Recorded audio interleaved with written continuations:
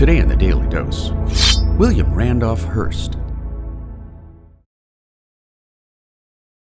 Born in 1863 San Francisco, the only son of Gold Rush-era mining tycoon George Hearst, William Randolph Hearst was expelled from Harvard for a litany of infractions, before convincing his father to hand him control of his failing San Francisco Examiner newspaper, which he soon grew from a circulation of 5,000 to over 55,000, thanks to his employment of writers like Mark Twain, Ambrose, Bierce, and Jack London.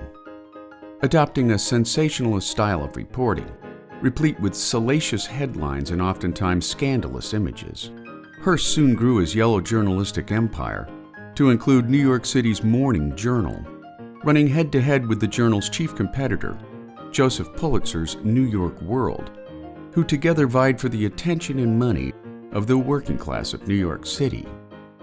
During the Progressive era, Hearst used his growing media empire to strike back against corporate monopolies and corruption in government, while his calls for an 8-hour workday made him a champion of the working class against the American elite.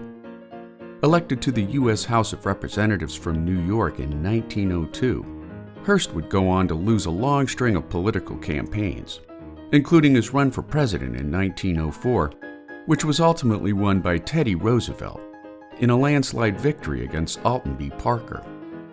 At the same time, Hearst expanded his publishing empire through the acquisition of newspapers in Chicago, Los Angeles, and Boston, not to mention a string of successful magazines, including Cosmopolitan, Good Housekeeping, Town and Country, and Harper's Bazaar. He also dove into the film industry, producing weekly newsreels and serialized dramatic films shown in movie houses across the nation.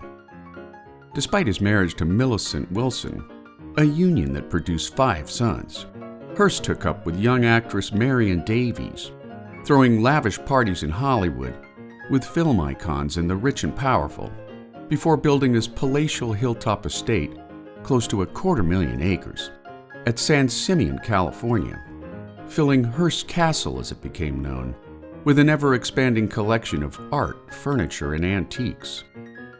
Hearst's working-class appeal began to erode when he likened FDR's New Deal to Soviet-style communism, followed by his 1934 visit to Germany, including a meeting with Adolf Hitler, later publishing a string of Hitler's radicalized essays in many of his newspapers.